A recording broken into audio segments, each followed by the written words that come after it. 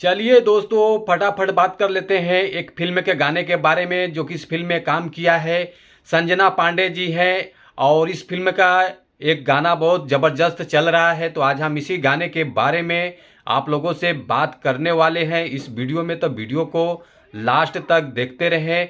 और जो लोग भोजपुरी बुड हंगामा चैनल को अभी तक सब्सक्राइब नहीं किए हैं वो लोग सब्सक्राइब कर लीजिए। चलिए वीडियो को शुरू करते हैं। नमस्कार दोस्तों, मैं हूं सतीश।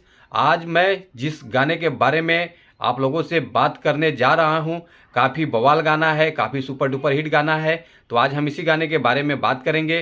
गाने का टाइटल है भाई बहन के नाता, जो कि इस गाने को गाए हैं आलोक कुमार जी और प्रियंका सिंह जी। और इस गाने को लिखा है अरविंद तिवारी जी। और इस गाने के म्यूजिक डायरेक्टर हैं ओम झा जी।